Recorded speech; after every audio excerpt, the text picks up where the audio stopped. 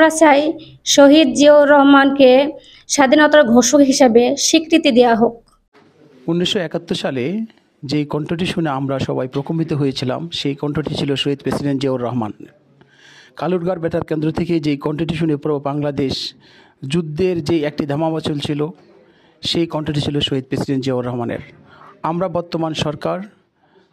বর্তমান অন্তর্বর্তীকালীন সরকার প্রফেসর মোহাম্মদ ইউনূস স্যারের কাছে আবেদন জানাচ্ছি, বাংলাদেশের স্বাধীনতার ঘোষক শহীদ প্রেসিডেন্ট জিয়াউর রহমানকে যাতে স্বাধীনতার ঘোষক হিসেবে স্বীকৃতি প্রদান করা হয় এবং বাংলাদেশ সহ সারা পৃথিবীতে যতগুলো দূতাবাস রয়েছে প্রত্যেকটি দূতাবাসেও শহীদ প্রেসিডেন্ট জর্ডান কেন্দ্রীয় বিএনপির পক্ষ থেকে আমরা জোর দাবি জানাচ্ছি, শহীদ প্রেসিডেন্ট জিয়াউর রহমানকে স্বাধীনতার ঘোষক স্বীকৃতি দেওয়ার জন্য ডক্টর ইউনূস স্যারকে আমরা জোর অনুরোধ জানাচ্ছি।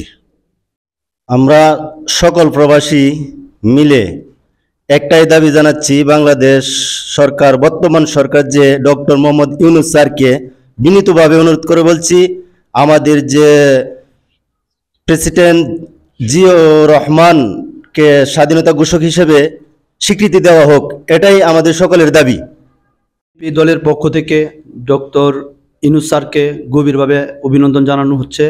সে যদি আমাদের প্রতিটা প্রবাসী, প্রতিটা জায়গায় রাষ্ট্রপতি জিয়াউর রহমানকে স্বাধীনতার ঘোষক হিসাবে সেকে স্বীকৃতি দেওয়া হোক।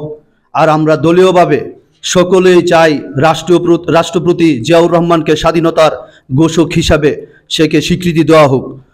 বাংলাদেশ বিএনপি জাতীয়তাবাদী কর্তৃত্ব আয়োজিত আজকের এই অনুষ্ঠানে আমরা জোর দাবি জানাচ্ছি, বাংলাদেশ অসমাদিত নেতা শহীদ প্রেসিডেন্ট জিয়াউর রহমানকে স্বাধীনতার ঘোষক হিসাবে স্বীকৃতিপ্রাপ্ত করে। আমরা জোর দাবি জানাচ্ছি ডক্টর ইউনূস স্যারকে অতিবিলম্বে যাতে স্বাধীনতার ঘোষক হিসাবে ওনাকে স্বীকৃতি দেয়।